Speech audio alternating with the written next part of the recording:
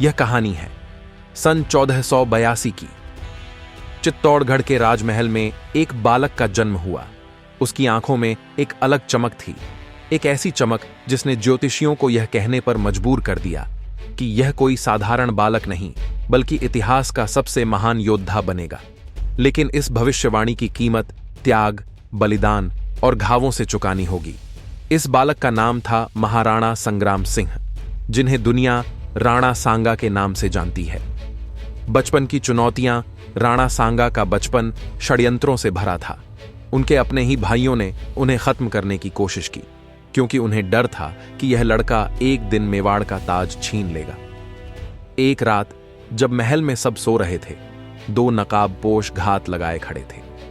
जैसे ही महाराणा सांगा अपने कक्ष से बाहर निकले, उन पर हमला कर दिया गया। लेकिन महाराणा सांगा अब तलवार पकड़ना सीख चुके थे। उन्होंने एक हमलावर को वहीं ढेर कर दिया और दूसरा भाग खड़ा हुआ। उस रात उनकी मां ने पहली बार उनकी आंखों में रणभूमि की वह आग देखी थी जो आने वाले युद्धों का संकेत थी। राजगद्दी और पहला युद्ध 1508 में जब राणा सांगा ने मेवाड़ की गद्दी संभाली, तब उन्होंने एक सपना देखा, पूरे राजपूताने को एकजुट कर एक अजेय शक्ति बनाना।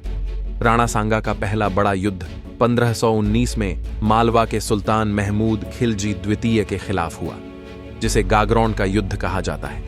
यह लड़ाई सिर्फ भूमि के लिए नहीं बल्कि मेवाड़ की आन बान शान की रक्षा के लिए थी। युद्ध के दौरान एक तीर राणा सांगा की बाईं आंख में लगा, लेकिन वे रुके नहीं। वे लगातार लड़े और युद्ध जीत लिया।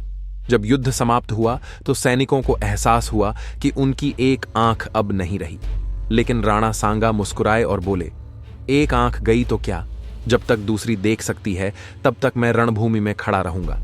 दिल्ली के सुल्तान से टकराव। 1520 में राणा सांगा ने दिल्ली के सुल्तान इब्राहिम लोदी से टकराव लिया। यह युद्ध खटोली के युद्ध के नाम से जाना जाता है। लड़ाई के दौरान लोदी के एक सैनिक ने राणा सांगा के दाहिने हाथ पर घातक वार किया, जिससे उनका दाहिना हाथ कट गया। लेकिन राणा सांगा ने हार नहीं मानी। उन्होंने बाएं हाथ से तलवार उठाई और लड़ते रहे और जीत हासिल की। अब पूरे हिंदुस्तान में उनकी वीरता की गूंज सुनाई देने लगी। लेकिन सबसे बड़ी चुनौती अब भी बाकी थी।